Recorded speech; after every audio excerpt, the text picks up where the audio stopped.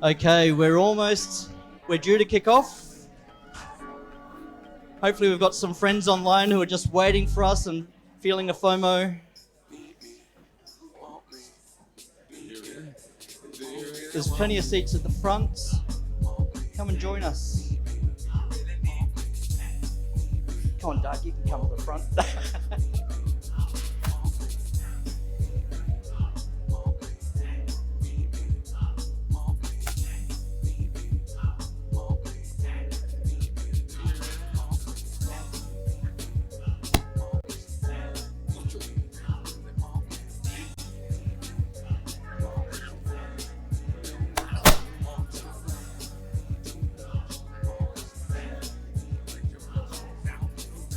Okay, I think we'll kick off. Bob's coming to the front, we'll play some close range heckling. Okay, welcome to our third SECNA Meetup of our ongoing monthly meetup series, ongoing being the key aspect of that. Tonight, we're here to have a chat about demystifying business for good. So a key thing that we're going to be trying to do is keep things simple. There's always more to say about all the things that we're going to talk about, but we're definitely going to be aiming to keep it pretty simple and really hone in on that demystifying aspect of the talk title, or the session title. Just to kick off, I want to acknowledge that we're on Gadigal country and pay my respects to elders past, present and emerging. And for our friends online, I don't know where the camera is, so I'm looking randomly in the middle distance. Solutions that find a way. It'd be great to acknowledge, maybe in the chats, hopefully you've seen the chats on Vimeo. You might want to acknowledge the country that you're coming in from as well online. And it'd be great to make that chat as interactive as possible, so put what you want in there as we go, and we'll call them out, and we'll have someone in the room calling out any comments and questions as well, or at least questions, maybe the banter can stay in the chat. A quick thanks to our sponsors. So hopefully everyone knows that November is New South Wales Small Business Month, and we've been lucky to receive a grant, which is why you're on here free tonight. So thanks to New South Wales Government, thanks to the Small Business Month. It's worth checking out the website. There's loads of events, a lot of them free, most of them free during November. So worth having a look at the website and seeing what else you might be interested in. It's running on the 3rd of November, so the whole program going on. Also, a big thanks to City of Sydney. So they're big supporters of SECNA, and our meetups are part of aligning with the grants they give us each year as well.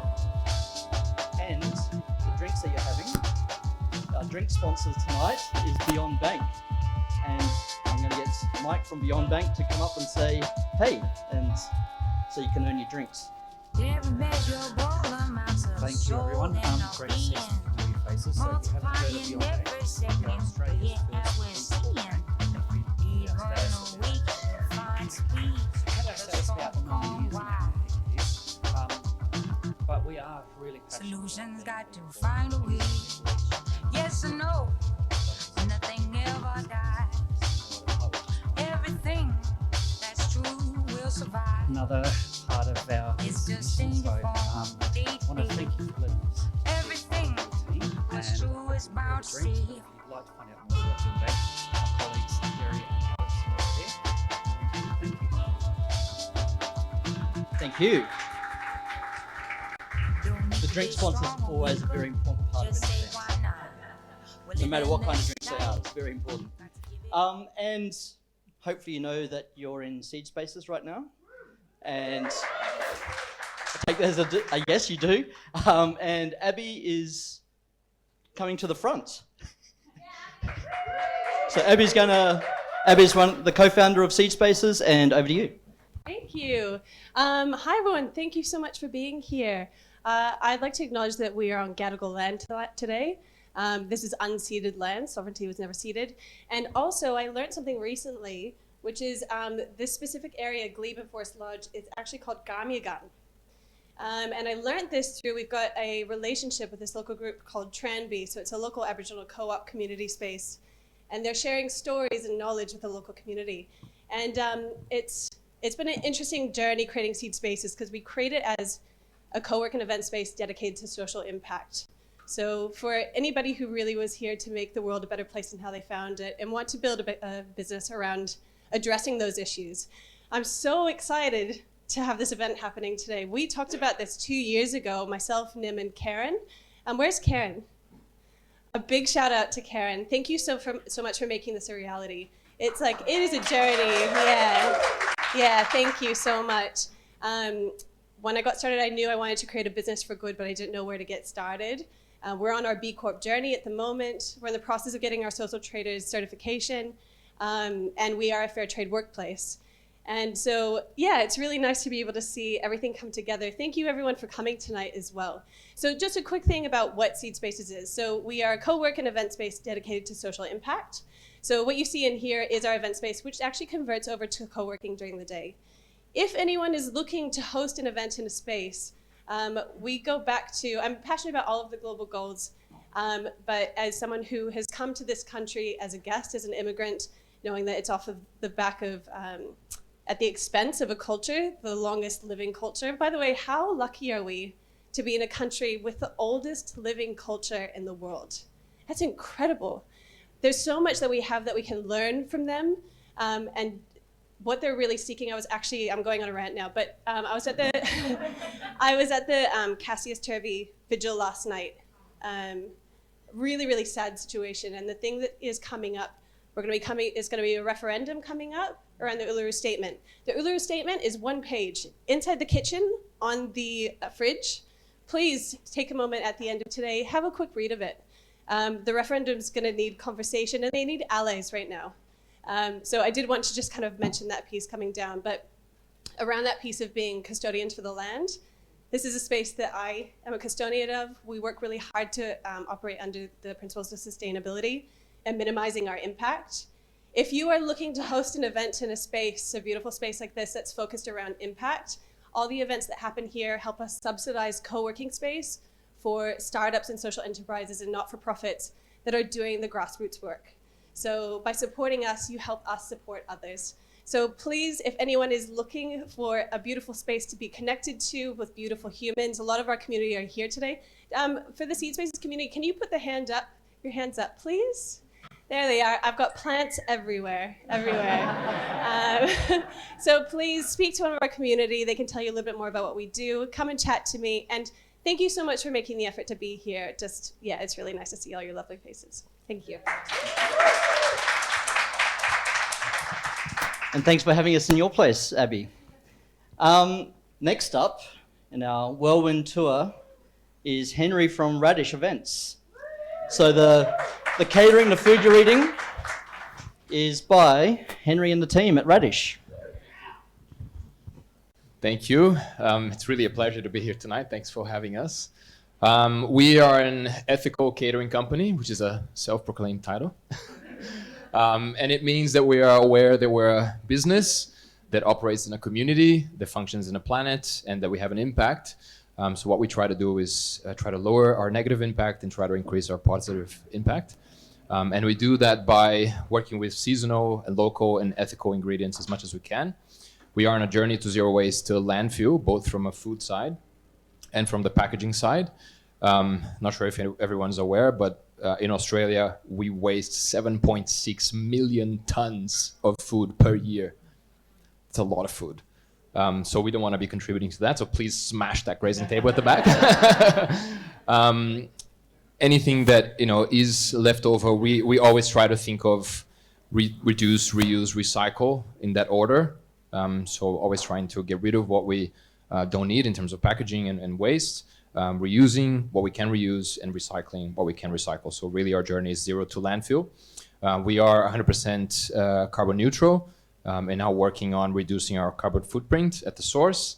We are 100% compostable certified by Alex, Eco-Alternate, who is not here, but as a Seed community member. So yeah, we are B Corp as well. Actually, we are Australia's first B Corp catering company. Beyond Bank. We should do catering for you, actually. But yeah, it's for commercial food industry, as you can imagine, it's a very challenging scape. I'd say one big thing that we're proud of, for example, is we got rid of glad wrap in a kitchen, which is massive. We got rid of maybe 90% of the use, and the last 10% we use a product called Great Wrap, which is a compostable one. See lots of heads nodding, which is great. But yeah, that's us. If you want to know more about us, it's very fitting that we're at Seed Spaces. Our business cards have seeds in them, so please take one home. If you give them love, it'll give you thyme, the herb. So yeah, thank you very much. That's me. Awesome. Thanks, mate. And in case you felt like you were waiting or needed permission to get into the food, no waste. So it's actually your obligation to make sure you make the most of that catering table.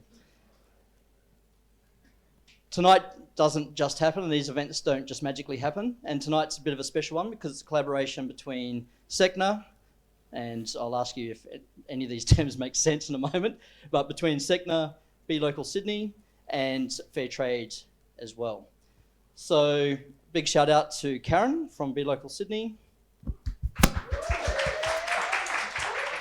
and Nim from Fair Trade, but unfortunately she's sick today and hasn't been able to make it. So, but we'll give her a clap anyway because maybe she's watching online. If you're watching online, Nim, thank you, well done. And for each of our monthly SECNA meetups, we also have Samara, Bridget, and Greg as part of the organising team as well. And we're always looking for volunteers. So this is an all-volunteer run. So if you're into helping build ecosystems and bring community together, then we'd love your help with it. So one other quick thing is, and actually before I do that, we've just said a whole bunch of terms. And I'm kind of curious, one, do they mean anything? And if they do, which one that you associate with? So who knows what a social enterprise is? Put that at about 60, 70%. Who knows what a B Corp is? Similar, maybe a little bit more. Who knows what Fair Trade Association of Australia and NZ is? Fewer hands? Okay. And who is a B Corp? Few of us. Beyond Bank, you've got to have your hand up. Yeah. Who identifies and thinks of their business or the business they work for as a social enterprise? Interesting numbers. What about fair trade? Who runs a fair trade? I don't do that, so I'm going to put my hand up for that one. Okay, awesome. So, of that alphabet soup that just happened, who's going, you're talking gibberish, what are you actually on about? Not that many. A couple, okay. So I thought there'd be more that would be going, I don't know what the hell you're talking about. So we're going to do a very quick fly through those three things. And then before I hand over to Carolyn, who's going to lead two panels, and we'll get into it proper. So social enterprise, the short version is it's business for good. If you've got a clear, demonstrable, articulated social environmental purpose, and you do business as a way to trade and deliver on that purpose, social enterprise. Pretty straightforward? Good. That's that one.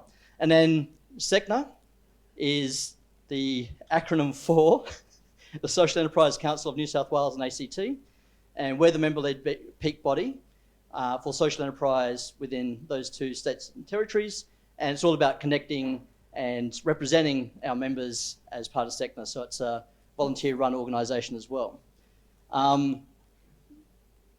That's what we're all about, and you might have heard about Social Enterprise Australia, which is the national version to then do these things at a national level as well. The vision that we're focusing on here is that we actually collaborate to ensure that all people, places and planet thrive. That's the underpinning reason for everything that we do. This is the current SECNA board, and I'm really excited and stoked to announce, so if you're at our meetup last month, you might have heard that we've been recruiting for our first CEO for SECNA. Hell no. No, we need someone that knows what they're doing and can give it the time and energy it needs. But we do have the person, and this is contract signed tonight. So this is fresh off the literal press and not embargoed, but it will be announced properly next week. So, dun dun dun! Kylie Flament is our new CEO of SECNA. And so you get to say your first words as CEO of SECNA.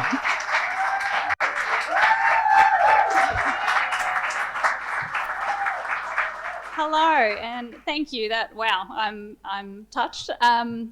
My journey, like many in this room, came through business and climbing the corporate ladder. I went into government for a little while and got frustrated by the systems and the bureaucracy. And then I turned to social enterprise and I went, this is the best of both worlds. It's as I often describe to people who have never heard of social enterprise, if a business and a charity had a baby, that's a social enterprise.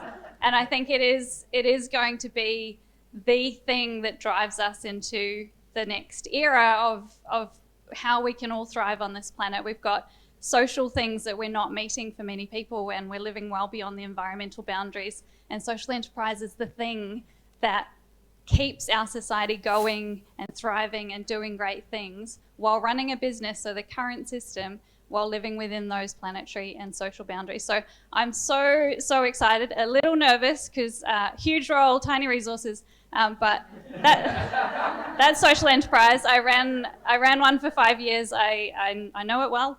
So I ran Green Connect in Wollongong, which is an award-winning social enterprise employing young people and former refugees to do environmental work in 5 different businesses.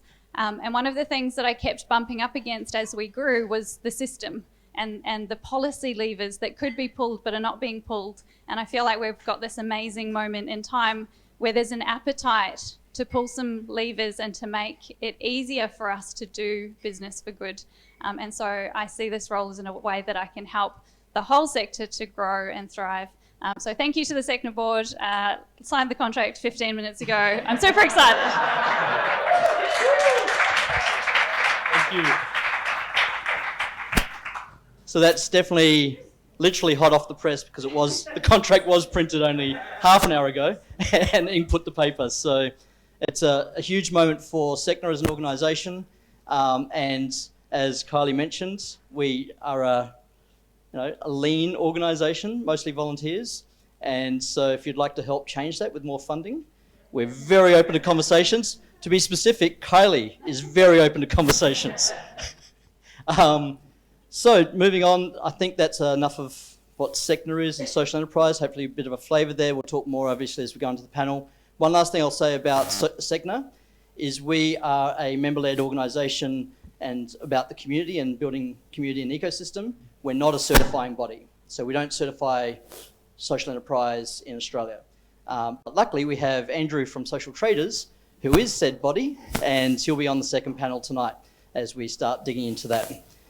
So next up, we mentioned B Corps, and I've got a completely different logo on there because it's Be Local Sydney. But I'm going to hand that over to Karen to say what B Corps are. Hi everyone, I'm Karen Porter. I'm the events chair for Be Local Sydney. I started that role about a month before we went into first lockdown. So it's been an interesting 2.5 years trying to organise events. I just wanted to say thanks to Abbey and Ollie for having us here tonight. It's not our first rodeo here and it's always so good. So just quickly, you can read exactly what we are. So B Corps are, it's a global certification for business for good, so very similar to SECNA. We're all here for business for good, and it's very specifically for for-profit businesses. And it's a verified process. It's an extensive, resource-intensive process, but well worth it because when you get the B mark, people know that you're here to do good. So that's pretty much what B Corps are. Awesome. Thank you, Karen. And we'll be talking more about B Corps on both the panels as well, and a bit of the journey and some trends and insights. And then, where's Kim gone? There she is. So Fair Trade Association of ANZ. Kim is going to tell us a bit about that. Thank you. Thank you. Well, hello everyone. I'm actually the ring-in for Nimity, who would normally be doing this speech, but unfortunately she's not well tonight. But thank you all for being here, and thank you very much, The Seed, for putting on this amazing event. Okay, so Fair Trade is like the older cousin of these two other organisations. We've been around a long time. Originally, Fair Trade started with just 3 principles. So they were environmental, they were giving wages that were sustainable for the people doing the manufacturing, and it was also giving access to market. So Fair Trade actually has a couple of different areas. You've got Fair Trade certification, which is one word, Fair Trade, all in one term. And it actually deals with commodities, so things like chocolate and coffee and things like that.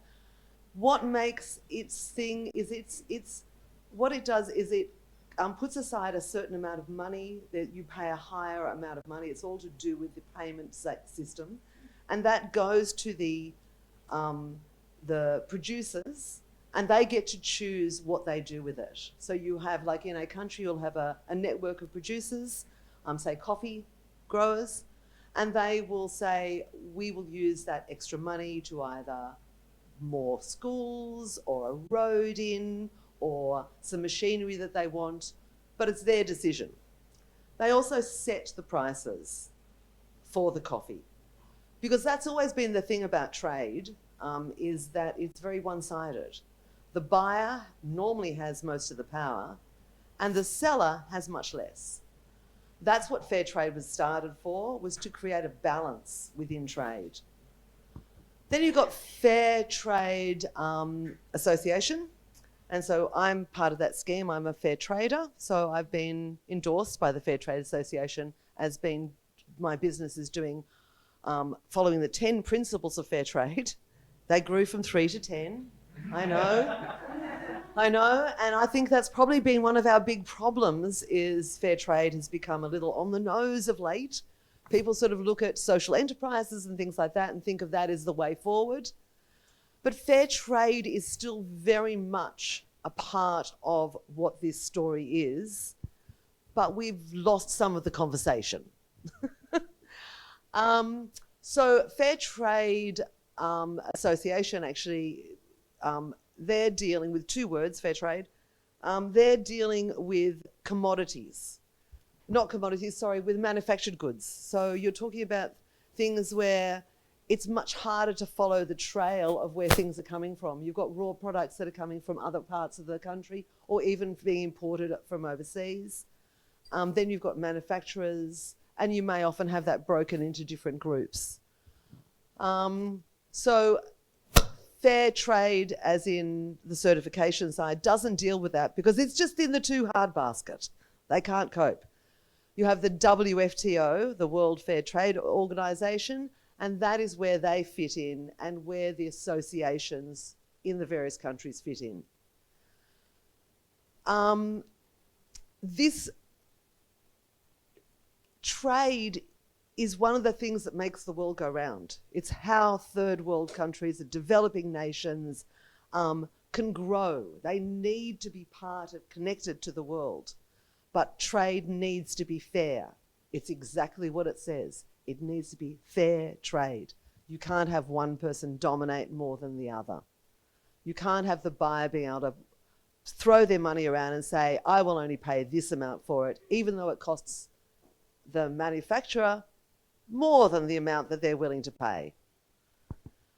So that's what fair trade is all about.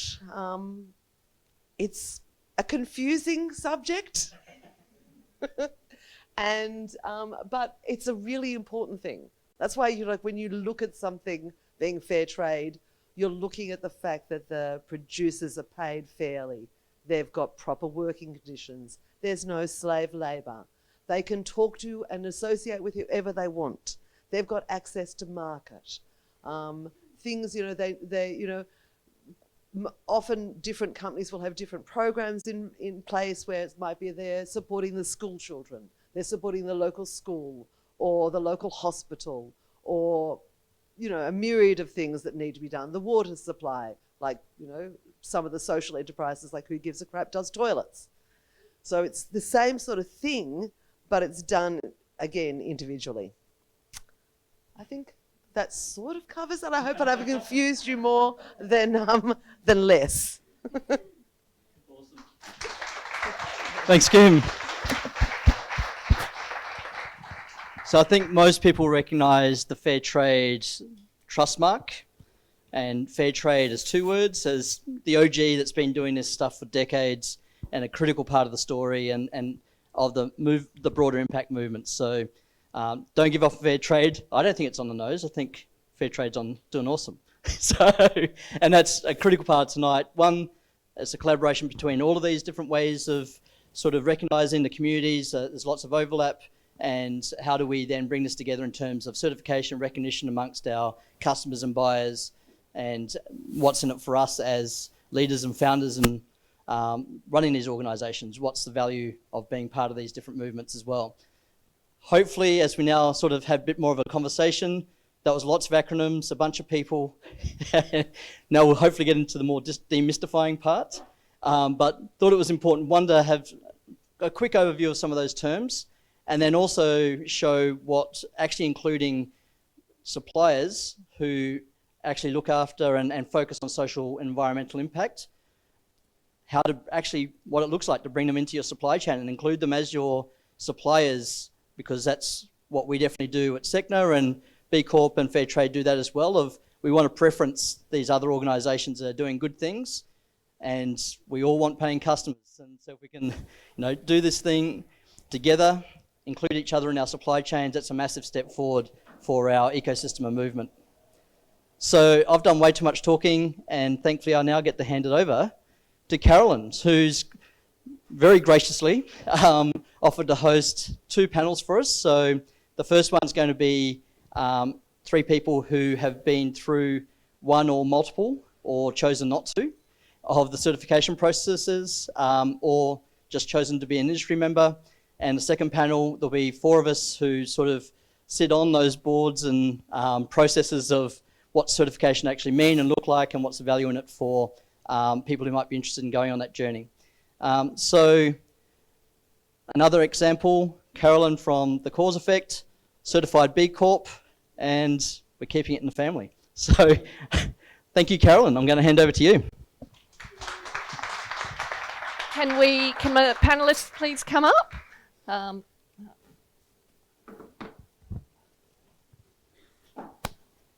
a seat, and I'll introduce you as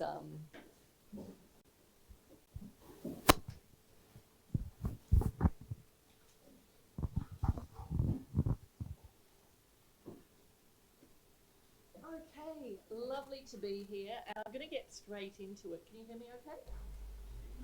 No? There, now you can. Good. I'm going to get straight into it and introduce our panelists to you. So Nandeeta. Nandeeta Maharaj is founder of Goods for Good. Nandeeta is on a mission to help you make the world a better place through your everyday purchases. Goods for Good is a marketplace connecting you to products from Australia's amazing social enterprises and the causes that matter to you. I'll leave you to talk more about Goods for Good as we get into the questions and the kind of products that people can get their hands on. Daniel Crespi is Goodness Director and co-founder of Goodtel. So Daniel is a telco veteran, starting work in the industry when it first deregulated in 1991.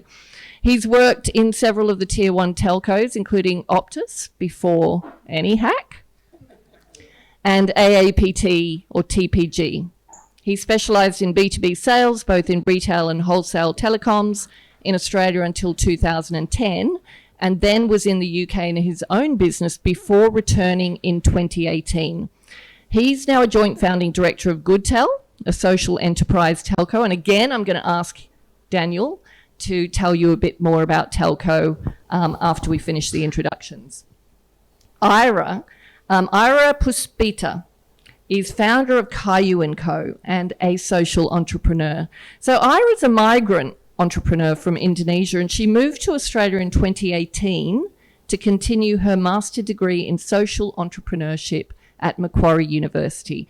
She finished this degree in 2020, but didn't have any luck finding a job during COVID, so started her social enterprise, Kayu&Co, in September 2021. So she's early in her journey. So welcome, everybody.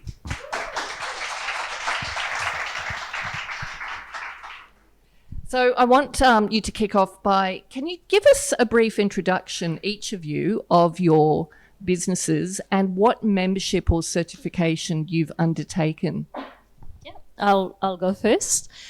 So with Goods for Good, there's so many products and so many different businesses that is on my platform. For me, being a member of SECNA was the most important one. Only because actually I've had this experience today, fresh. When I'm outside this community and I talk about social enterprises, a lot of people actually don't understand what I'm talking about. And social enterprise is absolutely the essence of everything I do. I live and breathe social enterprises.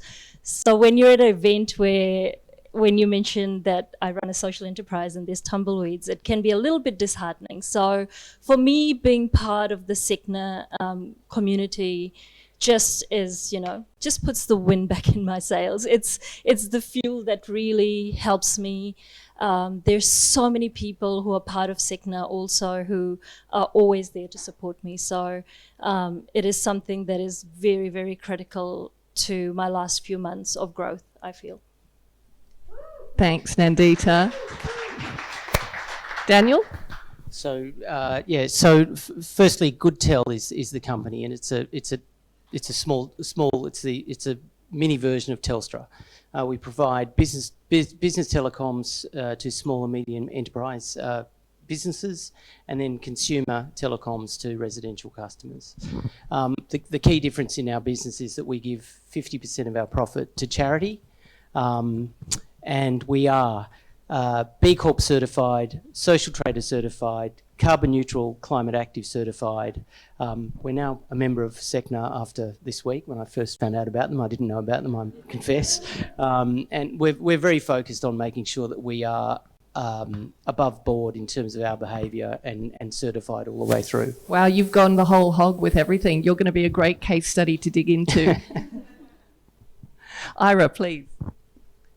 So, hi everyone, my name is Ira. So I started Kayu&Co last year.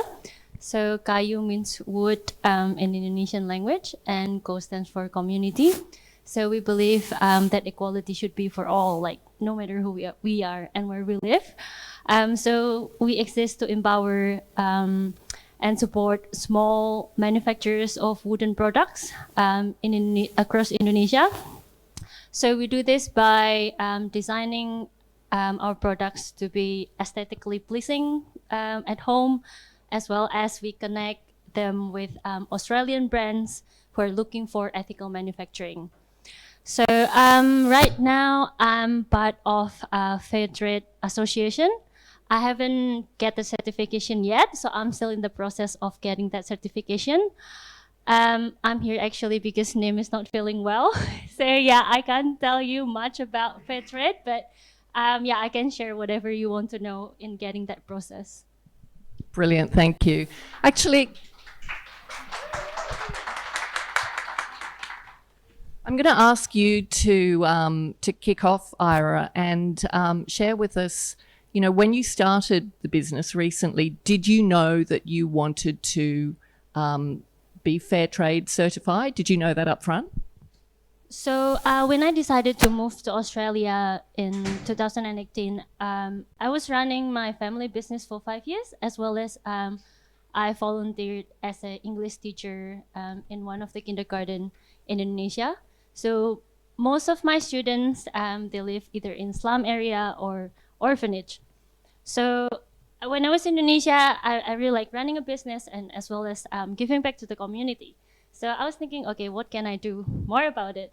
And so I found out that Macquarie Uni has this degree. So yeah, I continued this social entrepreneurship at Macquarie. So when I studied, I heard a lot about fair trade, like all of these big corporates. They have fair trade, they have any certificate you want to see in their packaging. So yeah, when I after that, fair trade was like it's quite familiar for me, and I know that I really want to work with artisans, and I know that what fair trade stands for and what they're doing in developing country, and that's why I decided to go with fair trade. But then when I started, I thought it was just like for big businesses, because yeah, that's what I saw. Like I never seen it in a small businesses actually. So when I was looking for suppliers for my business, I found out that 2 of my suppliers, they actually WFTO certified. So I was like, okay, I was stuck during COVID. I didn't get any luck to find a job, and what can I do? So it was a no-brainer for me to go with them because we have the same value, we have the same vision and mission. Like I didn't have to go to Indonesia to check their environment. So yeah, it was like the easiest part because I studied by myself. Like I don't want to wear like lots of hats, like to run a program or like so many things. So yeah, it was easier to go with World Fair Trade certified communities. So yeah, that's how I started. And then after that, I learned a lot from them, how to get my business certified. So yeah, since then, I learned from 2 of my suppliers about how to get their certification, so I can help my smaller suppliers who don't have certificate. So then we can work together how to make them get the certification. Oh, brilliant. So you keep it all in the family by bringing everyone on the journey. That's great. Yeah. Thanks, Ira. So Nandeeta, what are some of the benefits you have experienced as a SECNA member? So one of the main benefits, as I talked about, was the sense of community, but also learning about all the events that come up, because there's a lot of educational events. I'm in a ferocious learning phase at the moment because there's the whole startup ecosystem for me to navigate, add a layer of social enterprise to it, add a layer of e-commerce to it. So there's a few layers for me to navigate. And being part of SECNA not only helps me with the social enterprise understanding of it, but gives me access to other educational opportunities as well. And people within the community, they're always there to help me. I'm also part of actually Queensland as well as Victoria social enterprise committees, but I haven't engaged with them as yet.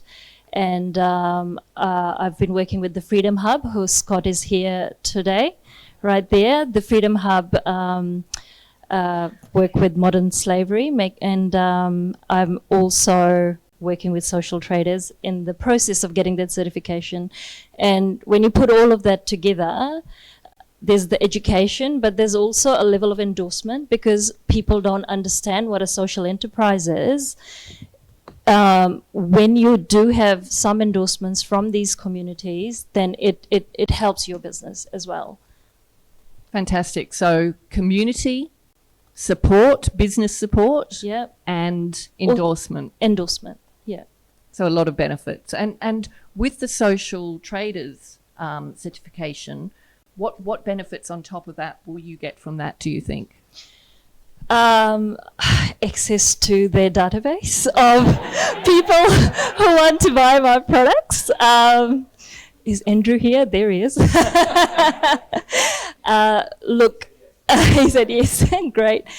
Look, yeah, I am in the process of doing that, but I think that is a national level of endorsement, because I've got I am a national, sort of an Australian company. So having Social Trader is sort of a national endorsement. and their process is very thorough. They have the budget to, they've done this amazing campaign recently, which is the Switch to Good campaign. So it's a lot of things I can benefit from the social trader perspective as well. Brilliant, thanks Nandeeta. So Daniel, you've got the lot. You've got social enterprise, B Corp, a certified carbon neutral through Climate Active. Which came first, and what are the benefits of having all these multiple memberships and certifications? So we certified with social traders first. I think next was carbon neutral certification, and then we did B Corp. That was the order. What was the question? Why? Yeah, what are the benefits of having all of them? So I'd love to hear your thinking in what you chose first and why. Yeah, sure. So we chose social traders first simply because I think the process was going to be easier for us, just to get through the, get through all the certification requirements that we had. We knew that B Corp was going to be a long journey, and carbon neutral certification was actually quite expensive in terms of doing it. So, we had to balance all of those decisions together. The reason for the certification is, look, number one, we're in telecoms, and if you talk to anyone about a telco provider, the first thing they do is roll their eyes, talk about some dodgy experience that they've had, or slam the phone down because they've just had enough. So we really needed to make it clear that we are a different kind of telecoms operator. Our mission statement is to turn telecoms into a force for good. So we really need to live and breathe our mission statement, and the way to do that is to make people know that we are the real deal. And to be the real deal, we felt external certification was really important for us. So that's the reason we did it.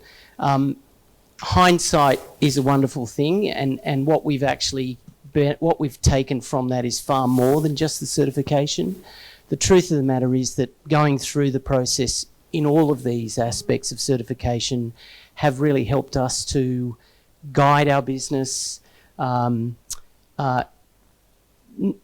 change the way we behave, because I think we were a well-behaved organisation anyway. We got through very easily in terms of the points on B Corp and things like that, but it made sure that we had structure around the way we were going to behave going forward as well, and things like setting goals for what we're going to do next as well it was well structured for us to work towards. It's an eye opener, isn't it, in terms of how many levers there are at your disposal as a business to create positive impact. Yeah, I've been scathing in some regards regarding B Corp and the process of certification, things like that. I think they make you go through not unnecessary hoops, because I think they're really important, but things like not knowing where you stand, not getting information that you need, and things like that are not justified when you're a very busy organisation. You're trying to do the right thing and get it right. So in that regard, that's not right. But the learnings we talk about our own business are invaluable. So we're very happy we've done it. And you mentioned hindsight is a very convenient thing, but if you could advise another business who was starting from scratch and who wanted to undertake all the certifications and memberships, I know it would differ with different businesses, but thinking about your own business, would you have done it the same way? Yeah, I think so. Look, I might have researched a little bit more in terms of what I needed to do before I did it. It wouldn't have changed our decision to do it, but maybe I would have had the material ready before I went through the process, if that makes sense.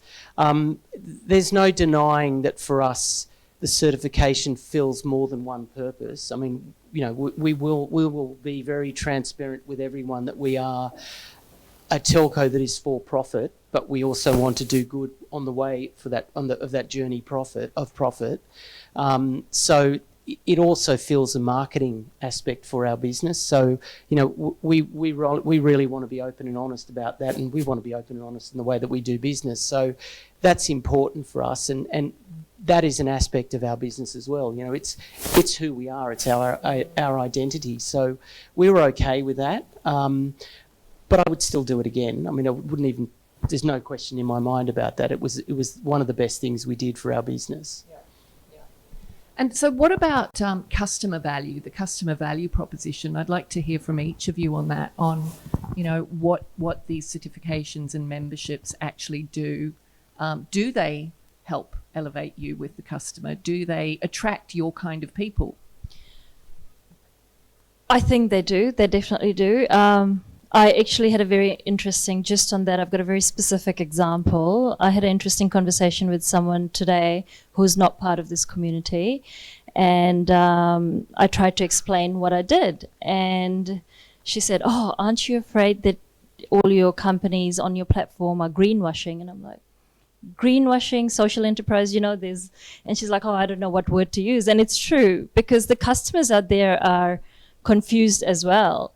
And I do feel there's a huge education process that needs to be done about social enterprises. And I know there's a lot of people and there's a lot of momentum after the World Forum and the Purpose Conference. I know there's a big momentum towards that.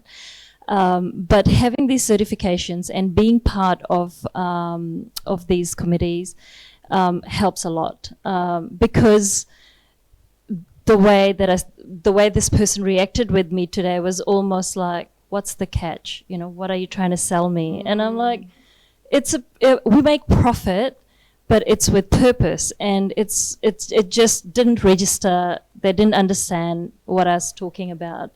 And I know Social Enterprise Australia has got a marketing playbook where we can all talk in the same language so that we can get the message out there. And I think that's really important. And I'm so happy that that's out, because it is so important we all talk in the same language, because there's a huge education process that still needs to be done. And being part of the different organizations helps, because it's given me the resources to be able to do that.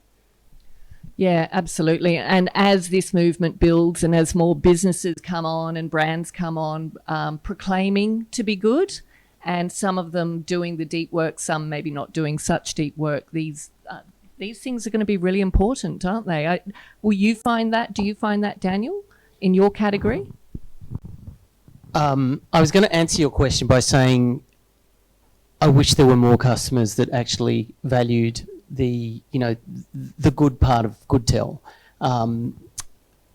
Many of my customers will still talk to me purely based on price, and you know, I'm a consumer proposition. I think where those customers, I think where we potentially become differentiated is that if things are equal, then they'll pick Goodtel because we're also a good telco. Where we're talking to an audience that is, you know, like-minded or interested, it's chalk and cheese, because they understand what we do. They get that the commercial proposition is probably comparable, but over and above that, they are buying well, you know, doing the right thing, you know, whatever is the driver for them, they're happy with it. But what I'd also say is it's really obvious that the momentum is changing, so I'm extremely optimistic about what's going to happen. You know, we'll see it become more and more. I think I was talking with Rob today, and he was saying there's the waiting list for B Corp certification is as many as there are certified businesses today. So I mean, that's very promising, isn't it? Yeah, and the customer landscape is also changing. So, you know, those people who are actually looking for brands doing good, and looking for the certifications and the memberships that actually give them confidence that they're really doing good, that's growing as well. So that's important. Ira, you mentioned that fair trade was really useful to you in finding your suppliers. What about from a customer perspective? Do you use it? Do you promote it? Yeah, I'm from my customer's perspective. How I see it is like what I learned from getting into the journey of in the process of getting that certification. So what kind of questions that I ask to my suppliers so that they give me evidence and show me that they are operating ethically and then being transparent and then eco-friendly. So then I use that answers. So I learn from that, and then I share it to my customers. So when I'm talking about being transparent, then I promote, like, I really share who made the product. Like I share the pictures. Like you can see who made the products. So for me, yeah, it's about sharing and it's about learning. So it's not just stopping from my side, learn about fair trade, but using that journey to share to my customers. And actually that's what they really appreciate. And yeah, I really like when they share about, oh yeah, I like your video. I like just like seeing the people behind the products, and I really like the program that they are running. So it's not just like stopping from one employment, but it can grow into like a local villagers. So yeah. Brilliant. Thank you, Ira. Before we open up to questions for the audience, do you guys have anything you want to say to these people here about, you know, what you would recommend from your experience?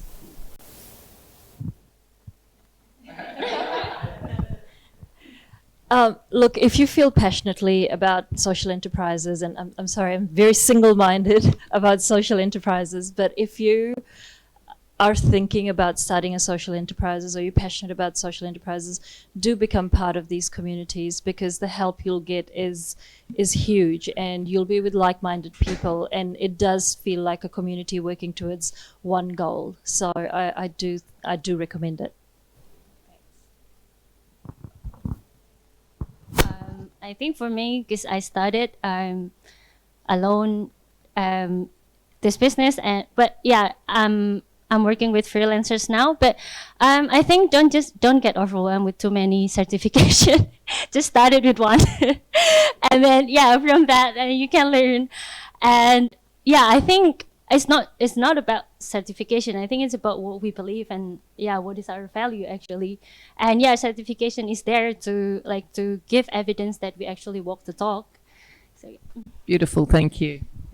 I was just going to say, if there are people who are querying whether they do or don't do it, I think one of the things that we certainly have found is, I mean, I'm a telecoms company, so I can measure my numbers, look at my stats, you know, I can do that sort of stuff quite easily. And, you know, one of the things that I found really interesting, and I'm a B2B salesperson, so I look at a CRM, do that sort of stuff. But, you know, one of the things that I can tell you is that when I'm selling telecoms in the marketplace, in the normal business environment, my conversion rate is about 35 to 40% of anyone that I speak to. If I talk in the social enterprise space or the purpose-led space, my conversion rate is 75 to 80%. Oh, wow. So there's a very sound commercial reason for creating a community, you know, and I think I talked about ecosystem with someone today, you know, and encouraging that ecosystem within the business space. It has genuine value, which, you know, along with that comes all of the benefits and the you know, the things that we're trying to promote, which is, you know, as we say, doing good. Absolutely, and it's attracting your people like us, isn't it? The people who care about the same things. Thank you. Do we have time for audience questions, Ben? Yeah? Fantastic. Yes. Sure. I consult with companies on what is Flament. It's currently going in a consultation review process. One of the recommendations I want to make to the legislation has to do with certifications, which I perceive valuable. But I work with a range of companies. There are, for me, a number of certifications emerging almost weekly, locally. And I think my concern is that it could be getting a little bit out of control in terms of, I feel like the certification industry needs regulation of some degree to standardize things, because there are some corporates who say, well, we don't want to buy SECNA, a SEDEX or a SMETA audit or a SA 1000 or a ISO 9001, for example. So I'm just wondering if you have any wisdom, maybe not, on how we can maybe give some wisdom to government on how they could perhaps approach the whole certification industry so that companies can actually not put pressure on. The problem is with suppliers who then have to think, I need this, I need this, I need this, and they spend most of their time trying to get certifications, not actually doing the business. That's a great question. I think that's a question for panel 2. Yes?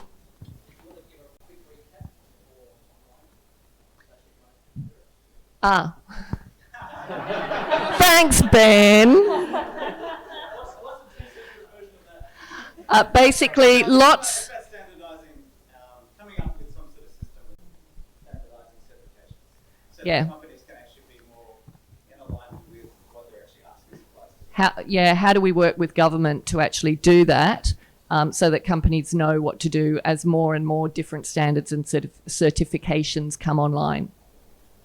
Have we got any questions from online? Is anyone on the... Yes? I just want to know, who do you think is driving this change?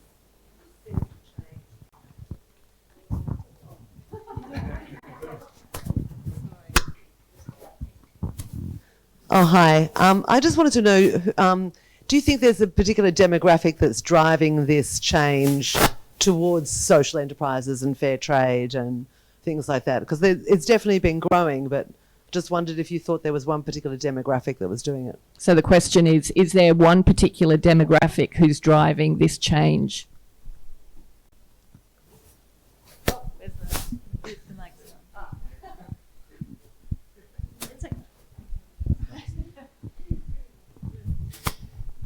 Again, because I'm a telco, and so what we're seeing is in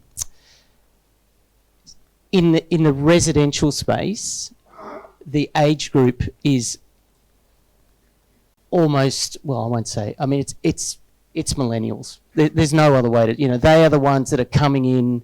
They are choosing the the B Corp telco because they're looking for the B Corp telco. In the business space, which predominantly still seems to be middle-aged white males, they're not so focused on that. But our residential business, we just see it like it's chalk and cheese. You can see it straight away. Absolutely, and I'll add to that. I think what millennials and Gen Z really understand is their wallet is their vote. And it's really interesting when you look at, say, GetUp as an organisation, an activist organisation, and GetUp's, the largest demographic within GetUp is over 50s. And to me, that suggests the older activists think it's about getting out there and, demonstrating activism yourself, whereas the younger ones actually understand the power of their wallet. Do you want to add to that? I can't just yet because I don't even have data to talk about exactly who's coming to my website. But when I'm face to face with people, I think it's women 50 plus who I really, really engage with and who I sell most of my product to when I'm face to face. But online, it's a huge mixture. And it's really interesting. I spoke to people in their 20s and some of them were really passionate. They're like, oh, we're not going to have kids because we don't want to bring them into this world. And I'm like, so what are you doing about it? They're too busy partying, building their career. So it's really interesting. Different people, I know that you say some demographic, they do care about it and they talk with their wallet, but sometimes a certain age group who you think that they will be the ones who will be pushing for this, they are busy. They're busy building their careers. They're busy, in their 20s, having a busy social life. So, yeah. What do you think, Ira? Who are your customers? Well, my customers are more like 30 plus. Yeah, mostly women who have their family because, yeah, I'm running a homeware products. Yeah, but I think what I see, I think the fashion industry actually started, and with the millennials actually started talking about sweatshop and Nike. Yeah, and then from there, I see that it sort of grows to another industry. It's like when we, like, some people actually just thought about it, but never actually have that opportunities to speak. And then when the Nike thing started, and everyone's just like sort of like growing, and then yeah, start to talk, and yeah, I think that's where the movement started, I guess. Thanks. Any other questions? Hey, nice to meet you. I'm Hannah. I'd like to ask you a question. Did you enjoy going through the process? Honestly. And what would be your advice to make it as enjoyable and engaging as possible for whether it's yourself or other business owners or leaders or teams to engage in a process where it's meaningful to them? So just for our online people, did you enjoy going through the process, honestly? And what's your advice? What was the second part? And what would be your advice around how to get real engagement with regards to whether it's yourself, keeping yourself going through the process? Because, you know, BCOP, I've luckily had Karen supporting us with BCOP. Otherwise, I would have totally given up on that. And also your team going along on that journey. What would your advice be to keep? So advice for keeping yourself or your team engaged during the process. Honesty. Okay. Honesty. It was hard work. There's no, crunching numbers, getting the documents, trying to understand what the question was being asked was. It's hard, isn't it? Yeah, and throughout the impact assessment, being open and honest about your own business and going, well, what is the right answer here? That was difficult, but as we started to do it and we started to see what our company was and who we were, I would actually say yes, it was a satisfying experience. I wouldn't use the term enjoyable. I would use the term rewarding. Rewarding, right? How do you keep people motivated? I think it's possibly sharing what does your business look like today and what do you want it to be. If you're value driven, if you're mission driven, that's what the business is all about, right?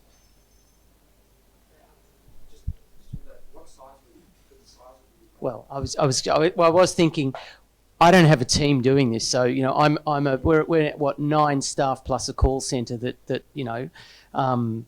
or 8 staff plus a call centre. So the people that are involved are the 8 staff. So I'm not a large corporate. So that's a good question. And so that was one of the first things I was thinking. Well, how would I do this if we were a larger organisation? You'd have a team running it. Yeah, no question.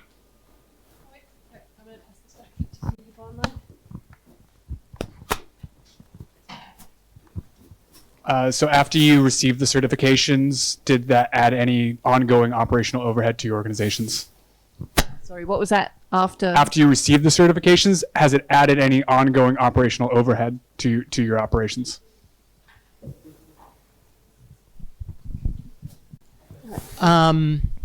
No, but it will. Yeah, so one of the commitments that I made to myself that I've completely let myself down on was I'm not going to leave this till the last minute to renew, and I'm clearly going to leave this to the last minute to renew. We really wanted to not leave ourselves where we were, and I think somebody made a comment before, which I think is a really valuable comment, and that is, our business is not about certification. We're a telecoms company that sells telco services to business and consumer customers. That's what we do as a business. Our certification is not our business. So you get really distracted, as everyone would understand, running the company and not being certified. So some of the things that we want to do in terms of the planning, we're going to get to a point where we go, we're either doing it or now, or we're not going to meet that hurdle. And so we're going to have to do it at the last minute. You know, that's the bottom line. So I think the answer is right now, no. But if you did it properly, I think the answer is yes.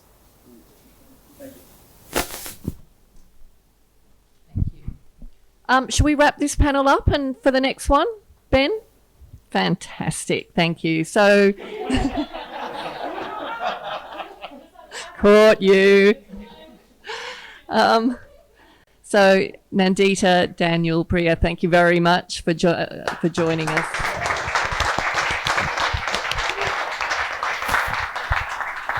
Can we have our next panelists, please? For those who didn't just automatically run to refill their glass and make sure there's no food waste, we're not having an intermission, but that was your opportunity. Quick run. Okay, so panel 2, we have Andrew Marselos from Social Trade, representing Social Traders, Rob Shwetz representing B Corp, Kim Good representing Fair Trade, and Ben Pecotich. My husband's an itch. My husband's an itch. Ben Pecotich representing SECNA. Andrew, could you kick us off and tell us a bit about yourself? Yeah, sure. So, Andrew from Social Traders. So I'm the social procurement lead for New South Wales and ACT at Social Traders, and also sit on the board of SECNA alongside Ben. But I will not be wearing my SECNA hat this evening, and we'll have my Social Traders one on. Also want one of those t-shirts. Line me up. So Social Traders, national certifier for social enterprise, and my role at Social Traders works across the organisation in a place-based capacity within New South Wales and ACT. So a lot about government advocacy, working with social enterprises, business and government members, to kind of spread across all the things that we do at Social Traders. Thank you. Hello, I'm Kim Good. I'm actually filling in for Nimity, who is the head of Fair Trade Australia and New Zealand. But so I actually have a fair trade company. I'm an endorsed fair trader. And so the Fair Trade Association, what it does is it works with both businesses and with community and with organisations like councils and schools and then also with just the general public as friends of fair trade. So what it does, it represents those 10 principles that are fair trade and helps businesses become endorsed as fair traders to be found to be using those principles. Brilliant, thank you. Great, thank you. I'm Rob Shwetz, representing B Lab tonight, and also a founder and director in a company called the Growth Activists, a strategy consulting firm that actually works in 3 areas around ESG transformation, around business strategy, and around stakeholder management. We work with everything from small startups looking to implement B Corp principles and foundations at the very get-go of the beginning of their businesses through to a large multinational we've been working with since 2019 on their B Corp certification, and they're now in the verification stage. So Daniel, it pales in comparison to your experience. So I'll pass it on to you, Ben. Thank you. What do you want me to say? Well, there may be some people here who don't know who you are. Yeah, so. and I just met Max at the back before, and I realised that I actually never introduced myself when I say hi to everyone. So for those who I don't know, I'm Ben, and I'm a designer, coach, and the founder of Dynamic 4. We're a social enterprise and B Corp, and everything we do is focused around design and innovation for happier communities. So basically we're design thinking, social innovation, and well-being meet. That's where we hang out. But I'm not here as Dynamic 4 because I've got my SECNA t-shirt on. So I'm actually one of the founding board members of SECNA as well. And I think we already said what SECNA is. So, and hopefully, who doesn't know what SECNA is yet? Like, okay, now I've just got trolls at the back. All right, Was so that enough? That's great. So why Thank don't you. we kick off with, keep the mic. Can you share a story which brings to life the value of membership, being a member of SECNA? No. I can just say what Nimity said. So, not Nimity, sorry, Nimity's not here tonight. What Nandeeta said, another N name.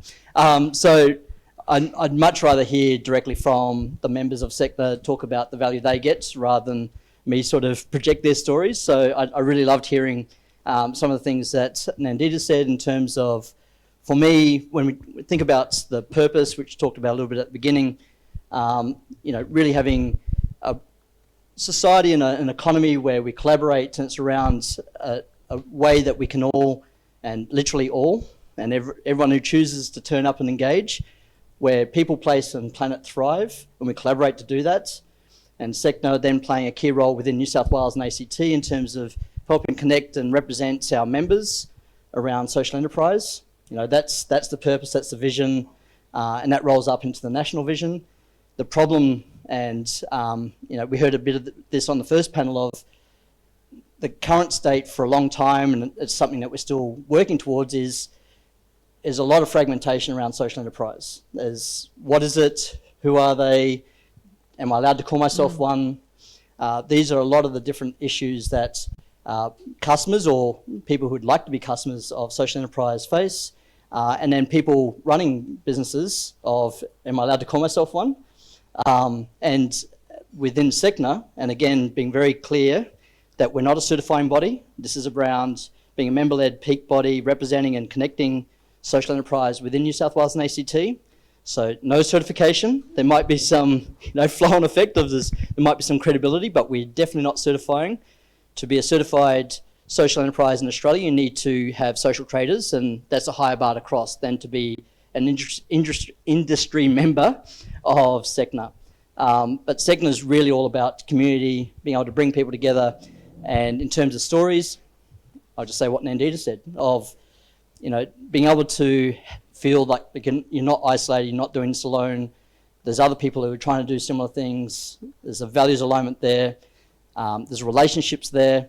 Some of that might turn into commercial outcomes, but ultimately the immediate benefits and the value is really around each other and helping create a space where that happens.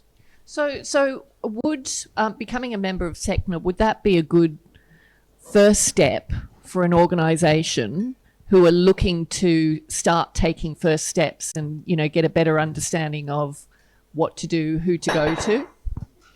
Definitely in the context of it's no certification. Yep. So, and at SECNA we have 2 levels of members. So if you are a social enterprise, if you're a business, so you have an ABN, then there's an opportunity to become an industry member. And what that means is you now have voting rights, and that's almost the only other distinction between an industry member and an associate member. So anyone that is interested in and around the space who would like to become an associate member, we're talking $50 a year.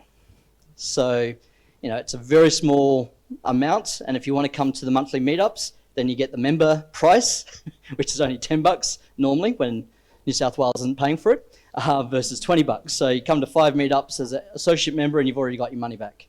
And that's really because it is about community. And so that's a very low bar of entry. Again, it's about each other and it's not about certification. It's really interesting. It's a very easy entry. It's really interesting because I think there's so many misconceptions around social enterprise and being part of the group. And I think one of the big challenges is letting people know that it is low bar entry and opportunity, to... And that's been a critical part. So Social Enterprise Australia as the national body. So over the last, somewhere between the last 2 months and last 10 to 15 years, all the states and territories across Australia now actually have this representation.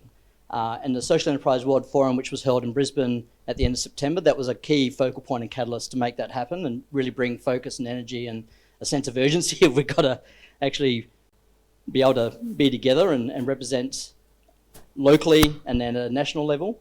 And then the national level, Social Enterprise Australia, is now the way to then be that federal focal point.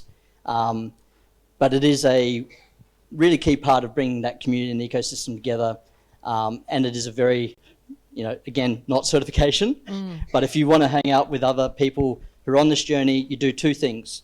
You have a very clearly articulated purpose around social environmental change, and you do business, you trade to do that, or you have a model and you're working towards a model to do that, then you are meeting a criteria to become a SECNA industry member where you actually do have voting rights. Yeah, brilliant. Thanks, Ben. I'm going to ask you to hand the mic to Andrew now, and because there seems to be a strong relationship, more sisters, brothers than cousins, perhaps, between the two of you. Okay. So can you tell us about Social Traders? What's the mission? What is it specifically that you do? And yeah, let's start there. Sure. So Social Traders exist to create a fairer and more equitable Australia. And we do this by kind of a few things. One is we certify social enterprises. So we're an independent verification of social enterprises. So those who say they're a social enterprise, we can say, yes, we can confirm that. And then what we do is we connect those certified social enterprises with business and government for social procurement. And at Social Traders, we've operated for a number of years, and one of the things that we realized while working in this space is that social procurement is one of the biggest levers for our social enterprises to have impact in the community. So Social Traders exists to create that inclusive and equitable Australia through supporting social enterprises. And that's why we exist. Yeah, brilliant. And I imagine with ESG in bigger corporations, it's becoming a big need. Huge. Yeah, so huge opportunity to be certified to open doors to new customers. Yeah, for sure. And on that, the reason that we certify is because the business and government members said to us, we need someone to verify, because they don't have the time and the capacity to do it themselves. So that's why certification was born. Yeah, okay, brilliant. Can you tell us what's involved with certification?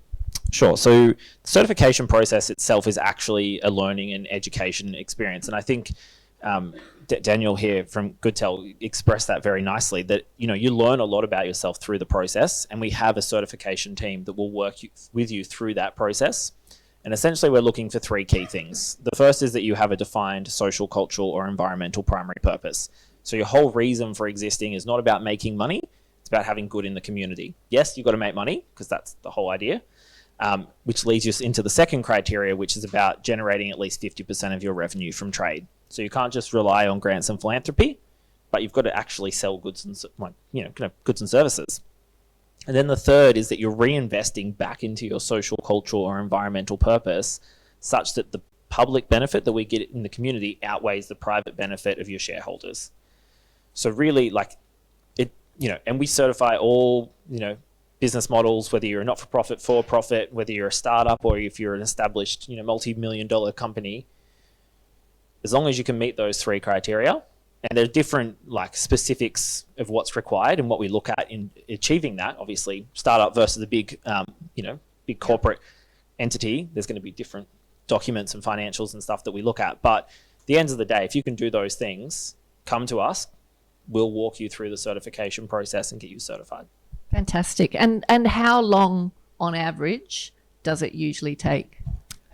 It's an excellent question. There are a few factors. If you have all the documents, I think this again goes to the point that if you're prepared and you know what this involves and what you need to provide, you could provide all of those and we could have it done in weeks, like 2 weeks, week or two, depending on how busy everyone, what's going on and how many enterprises are certifying. A lot of it depends on you having, if you're not at that point where you've got all your documents, you know your impact, you can articulate your impact, it's a learning process and it can take some time. But yeah, generally, if you've got it all there, it's a pretty quick turnaround. That blew me away. I did learn about that earlier this evening. I was talking to Zoe, yes, and I want a show of hands of if you're not certified as a social trader. Does that surprise you, that timeline and the certification? A show of hands, please. And so does that make you more interested in actually looking into this? Fantastic. I like to see those hands. Let's chat afterwards. I'll be at the back of the room after this. That's great. Thanks, Andrew.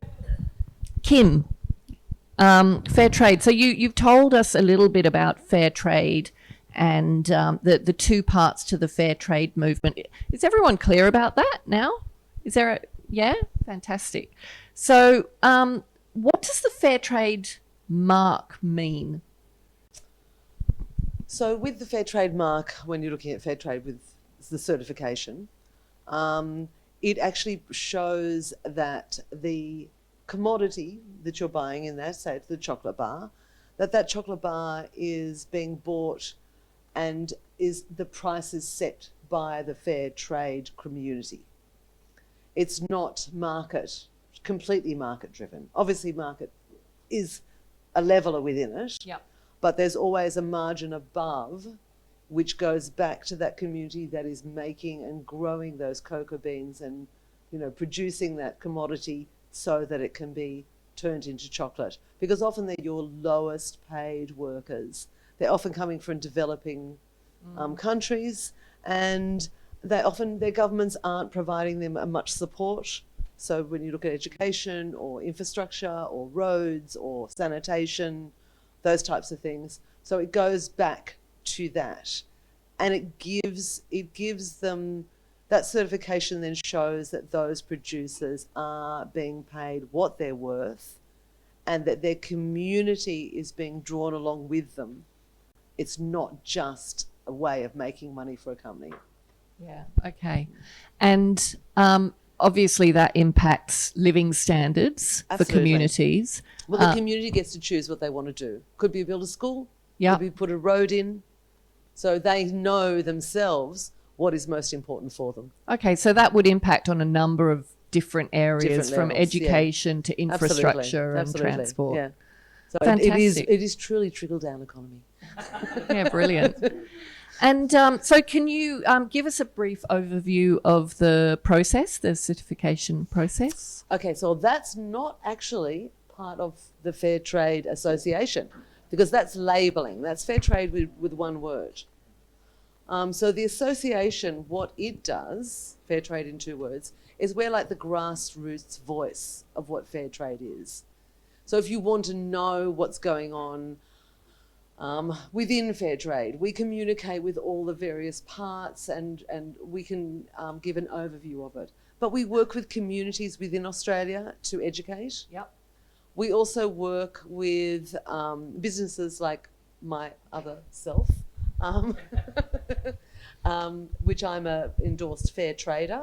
Yep. So that process is a bit like all the other processes here.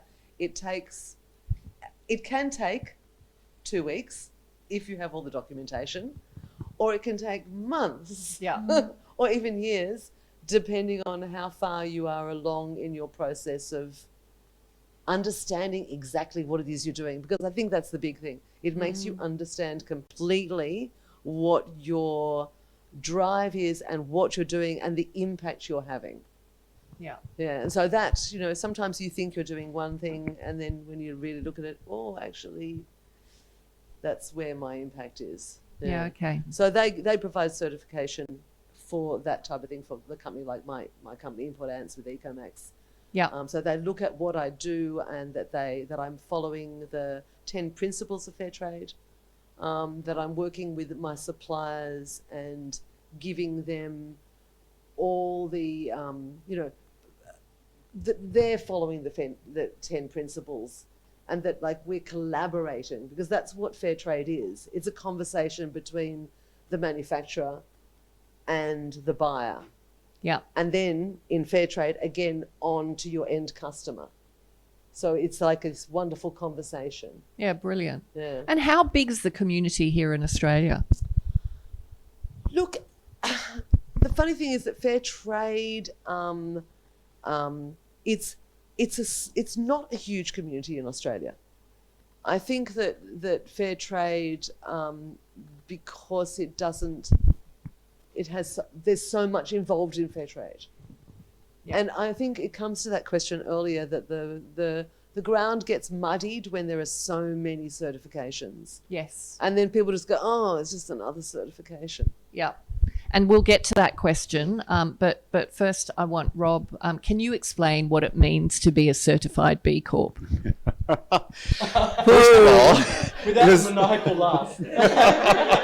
It was absolutely fantastic to see. Oh, well, no, it's not that bad. It was absolutely fantastic to see so many hands go up. I think when Carolyn asked about B Corp at the beginning of the session as well. And so it was a question: what does it mean to be a certified B Corp? What's involved with B Corp certification? Tell us about. Well, I'll tell you the upfront bit, just to give you a bit of context for B Corp as well. It's for-profit businesses. I get a lot of nonprofits calling me up going, can we be a certified B Corp? And I'm like, I'm really sorry, but you can't. It's for-profit businesses only. Really around the premise of using businesses for systemic change. And really creating value for a wider group of stakeholders over and above shareholders as well. So really looking at, environment, looking at the community, looking at that much wider group of stakeholders, and taking into consideration their needs when you're actually making decisions as an organization as well. There's around 5,800 B Corps globally at the moment, just over 550 in Australia as well. And I don't know what happened over the pandemic. I don't know if there were moments of epiphany, if there's a lot of navel gazing. Like as Daniel pointed out earlier, right now, there's around between 5,500 to 6,000 businesses in the evaluation and verification queue to become B Corps, hopefully within the next 12 to 24 and 36 months. So you're seeing a doubling of the community globally. But I think what is really interesting in terms of a trend that we're starting to see is much larger organizations becoming B Corp. So you're looking at the Kayu&Co in the UK, you're looking at the Unilevers and getting much more widespread adoption of understanding of what B Corp is as a certification, and much wider awareness in terms of the values associated with B Corp, and consequently the businesses that are certified as well. So again, like I mentioned earlier, we've been working on one certification with a multinational here since 2019, and it's rigorous, it's challenging. And the certification process at the end is incredibly valuable, and it wouldn't be valuable without that rigor. Yeah, I'd love you to talk a little bit more about the value of the process, because I think having been through the process ourselves, the deeper value was really eye-opening for us in just understanding how many levers there are. Like, you think you know, but you don't. How many of you have taken a bit of a look-see into the B impact assessment? How many of you looked more than once? How many of you finished it? How many are in their second research? Yay! Excellent. The certification and assessment process itself actually covers 5 key areas, and that's around governance, customers, workers, community, and environment. Now, one of the really funny questions I get when people have their first conversation with me about wanting to certify as B Corp, they're like, can you just print out the questionnaire and send it to me and I'll tick the boxes? I actually had one person inquire last week going, I need a certification for an RFP next week. Can you give me a call tomorrow? I'm like, it's not going to happen. There's up to and over and above 150 questions across those 5 sections. The assessment itself is dynamically driven, so there can be up to 75, 80 different pathways you can go on. And they can even be the same points allowance, and I'll get to that in a minute, based on where you are, size of the business, the sector that you're in. So we had one company based in Bangkok where there was an air quality question, and the air quality question was actually scored higher in Bangkok than for companies that were headquartered in Australia, really looking at the dynamic nature and putting different scoring points on different questions as well. You do need 80 points to certify. Most businesses, when we take them through our first pass, they'll score anywhere from 40 to 60. And then we work with them in terms of putting them on a improvement path to actually get them to 90 or above, just to get through the challenging part of evaluation and verification as well. And sorry, the question was, what did companies learn? I can't remember now. No, I think the question was, the value of actually going through the process and learning about, levers that your business has. You uncover some fun stuff. Yeah. I think for the size of businesses that we work with, like I mentioned, we work with really quite small 1- and 2-person startups. So they're actually using the BIA as almost a business innovation tool. So they're looking at it to say, okay, fine, we don't want to have to retrofit our business in 12 months' time when we're profitable and we have revenue coming in. We actually want to get the foundations in place right now. So they're the ones who are really looking at using the tool as an innovation and enhancement tool. The other businesses that we work with are sort of a bit more mature as well, particularly large organizations as well.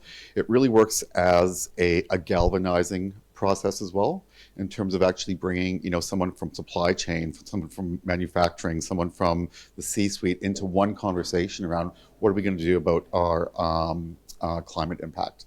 What are we going to do about risks in our supply chain, considering that the majority of our supply chain is actually overseas? And then what are we going to do about actually minimizing that impact? We just did a little anecdote. We recently completed a carbon audit for a retail company. And believe it or not, their third largest emitter of carbon was advertising and media. So when you look at digital consumption, when you look at data centers, when you look at the amount of electricity and everything else that's actually generated through one impression or 1 million impressions, that was a bit of a wake-up call in terms of where they're able to minimize the impact. So I think the whole process is galvanizing. It's a almost cultural change process, and actually brings people together under a bit of a North Star and a real focus around ESG at a global scale. Can I have a show of hands? How many people here are thinking of undertaking B Corp certification? And so would you... My number is 04.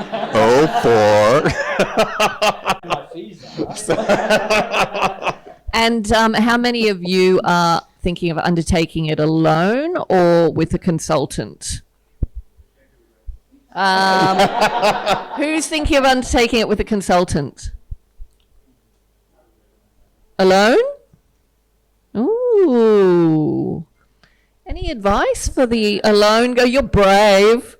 So a lot of advice. Give it a go. It's a really good, if you're operating as a sole trader, as a small business, it's a really good self-reflection process. It interrogates quite challenging things in terms of how am I actually looking at supporting underserved communities. How do I actually, one interesting thing that you need to actually be able to be aware of is the impact business models that sit within the assessment as well.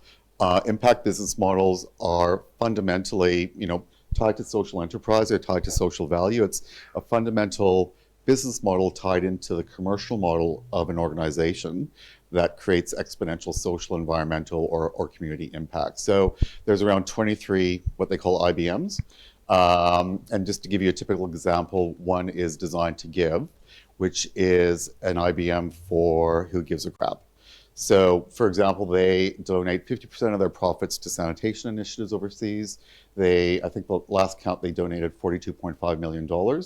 But this is intrinsically built into their business model. They don't get up on a Monday and go, oh, we're going to give $1 million to breast cancer this month. We're going to give $1 million to another charity the next month. This is intrinsically built into their business model and built into their constitution. So it's these areas of opportunity which you can actually really score to get to that 80-point threshold, and even score higher than that as well, because some of these impact business models, and a business can have more than one, that can score you up to about 30 or 40 points as well if you go down the point chasing path. So sorry, advice if you're taking it on, give it a go. Give it a go, and understand it's going to be quite time consuming. And not for the first pass though. Not the first pass, a breeze. And you might, the first pass at the early stage, you might go, actually I'm already at 100. So do the first pass yourself, no matter where you're at, what type of org you are, just use it as a management tool. First pass, you should be able to do it in under half an hour and see where you're at. You might have 80, you might have 20, you might have 160, and then follow it from there. I do think that one of the issues with it is some of the questions are hard to understand or you misunderstand them. And I think that's a real danger in it, because I actually did mine through Karen Porter, and and we had many very interesting discussions where it was like, but I thought that meant this. No, it means this. And just to give you an example, I think, if you're here representing a larger business, we actually spoke to a larger unnamed business.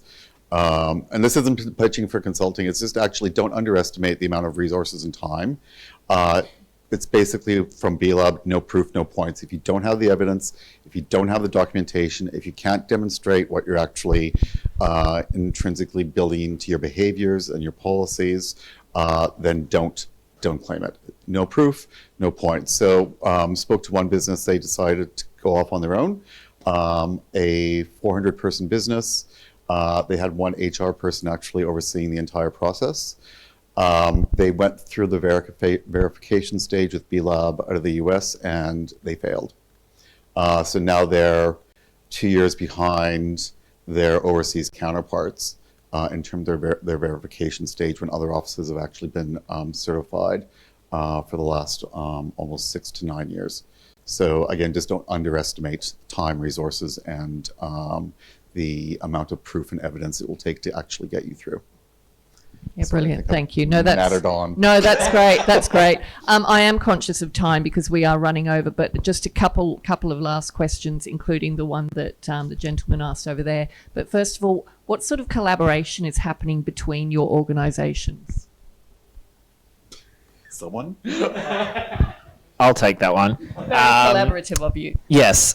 So I think, can I semi-answer that question first? Because I think collaboration is really important, but actually putting all the certifications under one devalues the incredible work that these organizations do.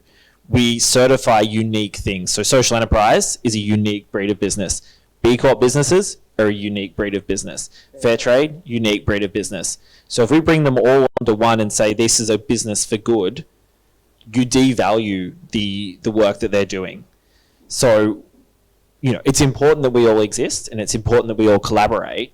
And where there is overlap, find ways to, if someone's B Corp certified and they come to Social Traders and they say, we're B Corp certified, these are things, if they've been through the B Corp process, they're going to be pretty ready to go through our certification process, and it's going to be really easy. And we are working with B Corp on around, legal terms in kind of the Constitution and governing legal documents, and we're having conversations about how can we align those.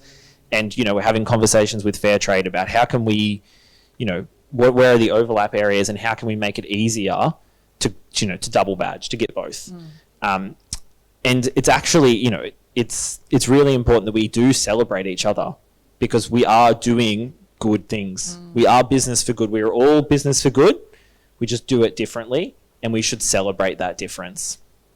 Love that. Beautiful.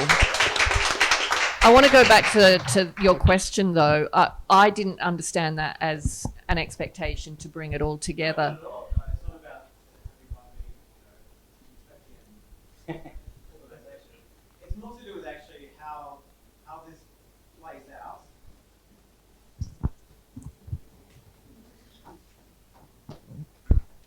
This is more how this all plays out from a buyer-supplier dynamic. So you have certain corporates, big corporates, who will then say, if you want to supply with us, you need this or this. And then another corporate says, yeah, but you'll need this and this. So then you have a situation where a supplier has multiple certifications that they need to chase after in order to maintain their license to operate. That's my question. So it's not to devalue or get rid of you all or combine you into one. It's how do we actually best advise government on how they can actually inform corporate.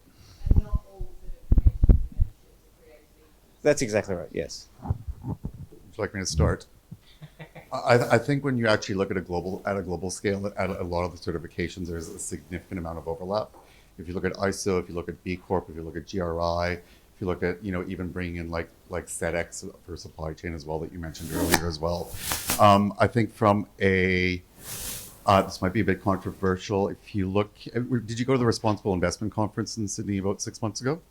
No. Basically, from a financial framework point of view, financial services is coming in at a global scale and actually implementing frameworks for financial services because governments aren't moving fast enough. If you look at sort of the amount of investment that's actually sitting in ESG funds right now, in Australia, it's $1.5 trillion, which represents 43% of funds under management. So the financial sector is moving, the commercial sector and private sector is moving, and appreciate what the government is doing on modern slavery, because there still needs to be a bit of catch up in terms of what's happening with modern slavery in the US and the UK. And also would like to see a reflection of the Inflation Reduction Act happening here as well. I haven't delved into it, but great to actually see that initiative happening in the US as well. But I guess the premise is play catch up with the private sector because they're ahead of government. And the regulatory bodies and frameworks for sustainability and ESG don't need another governance framework on top of that. Before I hand it back to you, Andrew. Like building exactly on that, completely agree that most of what we're doing here is actually addressing and trying to fill the gap of market failures.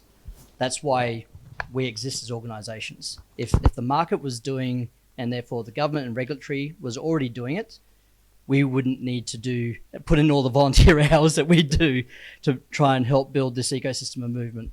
So it's really, one, it's about market failure and how do we help address that. And I think I will speak for all of us, and you can disagree where you want. We don't want these to be niche little cottage things off the side. This is all about how do we mainstream and transform the way we do business in Australia, but across the globe, that it's normalized that we look after people. We create great value for people, staff, communities we operate in, have that social license to operate, and we look after the planet, which we call home, as part of making money. Like, those things need to come together. It needs to be mainstream. If it's not mainstream, we won't ever have the impact that we need to have to actually make this matter. So market failure, regulators and government are slowly catching up and they're starting to recognize. And then the other aspect sort of on markets is customers value different things and they'll preference different aspects. So it's been over the last 10 years in Australia, 10's probably pushing it, but it's starting to actually be written in to supplier and preferencing B Corps as part of supplier panels and preferencing that over the last 5-ish years. It started to preference a lot more in terms of social enterprise, and social traders have been a massive part in terms of getting that recognition, especially into the government's local, state and federal levels of that. So it's, when we talk about markets and customers normally want choice. So just having one that's going, here's the version, markets don't tend to respond and customers don't tend to respond positively to that. And fundamentally, we're addressing a market failure in the first place. So it'd be great if these things can consolidate, but hopefully the fact that we're doing this tonight together shows we're not in competition, we're collaborating. And there'll be different aspects depending on what your business is, what type of business, who your customers are, what they value, and that might mean you chase different versions of these memberships, certifications, depending on that. But it's a great question, though. I'm not suggesting that. And I'm not suggesting that we remove that, but it's part of the growing pains, really. It's like we're all teenagers in the space. Absolutely. And one day there might be an ISO around this. But ISOs also have plenty of gaps. Yeah. There's a little caveat, opinions expressed by me are my own, not of B Labs or the growth activists. I do know that the WTO have now been working with social enterprises and have been bringing that into the World Fair Trade Association, which is basically the umbrella that covers all manufactured and production goods in fair trade, not your commodities, not coffee and tea and things like that. And so they are starting to bring some of these aspects together under that WTO umbrella. Yeah. Okay. Can I just add one thing? I'm just going to add one more thing. Yes, to all of this. Yes. What we know is in government policy is going to drive this. We know that. If government says to do it, everyone's going to do it. And that's the role for us to play as the community, as the movement, as B Corps and social enterprises and fair traders, is have the conversation with government. And as a community, this is what we expect. And we've seen some government policy moving towards and also in the corporate world as well, around a menu approach for diverse suppliers, and includes everyone in, and you can pick the one that you want. So you don't have to be all of us. You can be one, or you can be multiple. And if that's the conversation we're having with them, and we're all having that conversation, we're pushing towards that, because that as a community and as in Australia, that's what we expect. That's what our government's going to do, and that's what our corporates are then going to follow through with.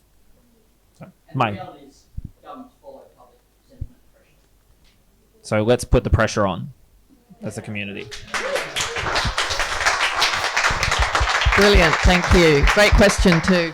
Any questions from the audience? Yes. Yeah, so I was curious. I probably don't need that, but I'll take it just in case. So I was just curious with the double badging in particular. Are you guys in conversation with Supply Nation as well for that? And I guess with the double badging, it does seem like that's still kind of putting the onus on the business owner to do the double badging. So I guess, is there a thought about just being a willingness to accept if you do recognize, or like a partial, some sort of partial completion aspect, something like that? That's definitely something we're looking at and open to conversations, and that's what we're having. We're having the conversations, and I think a good point. We're all teenagers here. This is all very young in the grand scheme of our society, and so we are having conversations. And yeah, we're definitely open to if there is overlaps, and like, we do unique different things, but if there is overlap and we are doing, the B Corp and the social traders part of the line here, we're open to conversation about how can we make that easier for you as the businesses? Because at the end of the day, that's why we all exist. We don't exist for ourselves. We exist for you as the social enterprises and the B Corps and the businesses for good. So yeah, we're open to conversations. We are having conversations, keen for everyone's feedback, like hit us up so we can, be more across all this stuff. One thing I'll add to that is a quick shout out for Good Gives, Giveable. That was her old one. So Giveable, Givvable.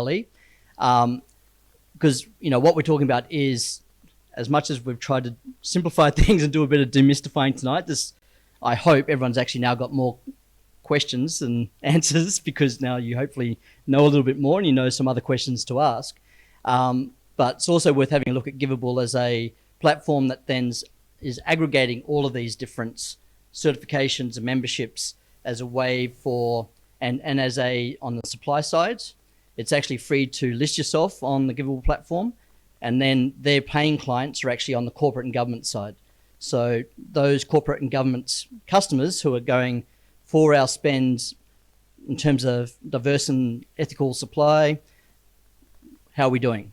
Where could we actually switch our supplier and now actually be doing better towards our SDGs, our ESGs, our modern slavery, our task force for climate disclosure? I won't list all the acronyms, but against all of those regulatory and impact frameworks, how can we be doing better, and what are the positive and practical actions we can actually take? And that's increasingly, to me, a massive sign of optimism, and this is becoming, it's not mainstream yet, but it's heading in that, and the pendulum swinging. These are normal conversations now. 10 years ago, this was a very fringe conversation, even 5 years ago. And the fact that we've got major spenders, some of the biggest spenders in our economy, actually going, how do I do this better?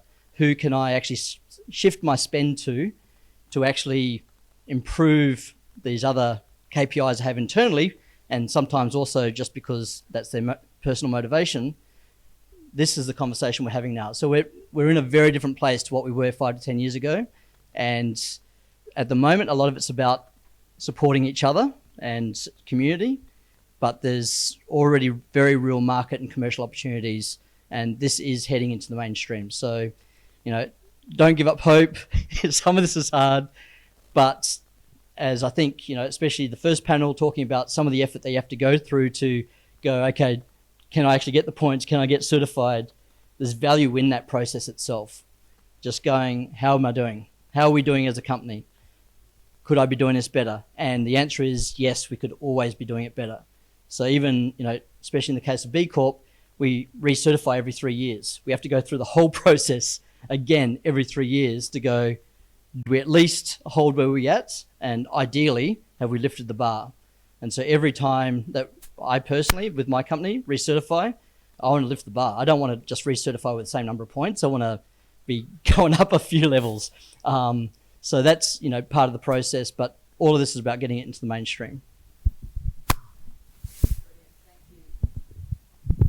I think we're going to call it there.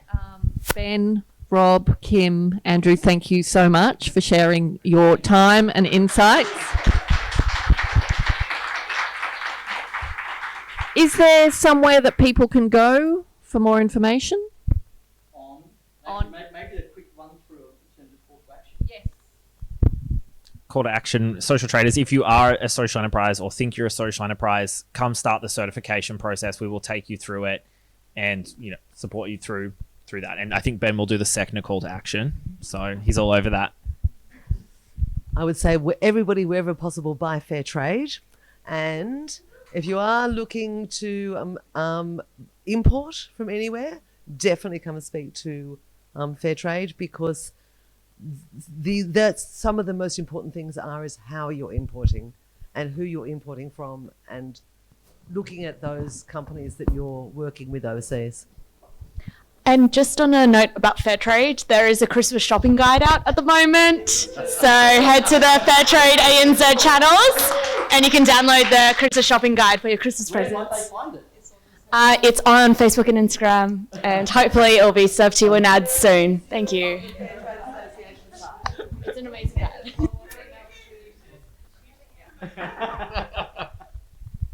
So a couple on my side, head to our website, growthactivist.com. We also actually, as part of B-Lab, hold 4-hour intensive workshops in terms of actually becoming a B Corp. The next one for us is actually November 10th, which is actually sold out, so sorry, Soz. You know what? Snooze, you lose. There's another one at the beginning of December, but if you go on to Humantix and search B-Lab AU&Z, those ones will be coming up, and I'll be doing the one in November and December as well. Thank you.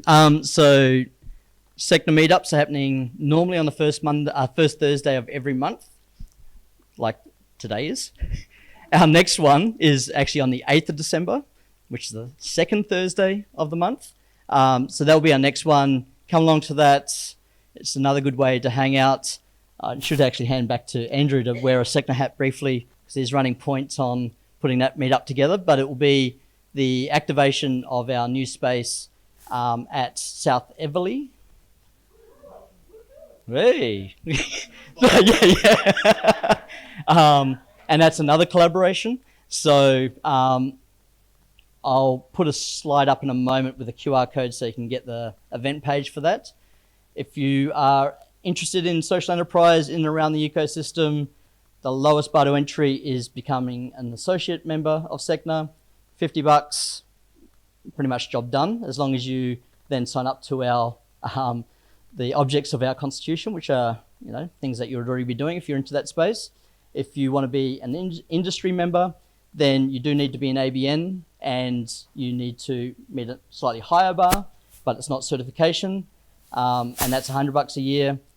And that's really around helping increase visibility and understanding around social enterprise, connecting the ecosystem, and then advocating to governments around policy and helping create a more favourable environments. Because we are one of the, as a ecosystem and as a movement, we are one of the biggest employers in Australia, which there'll be more stuff coming out on that.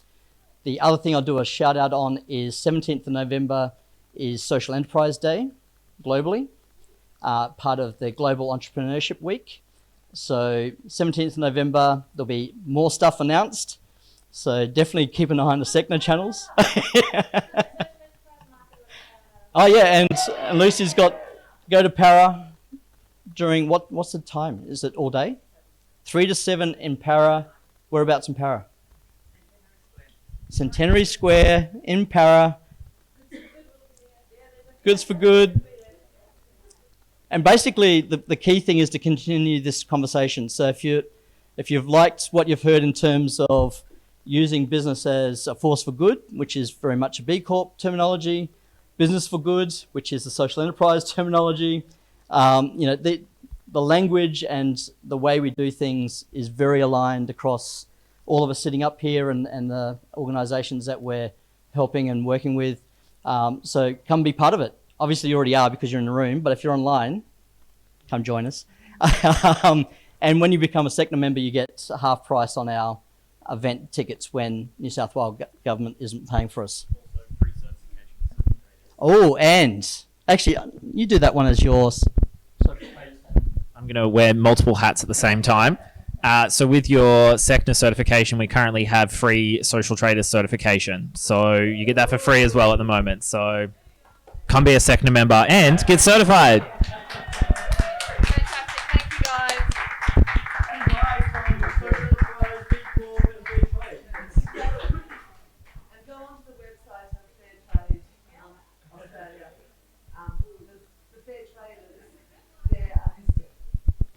Brilliant.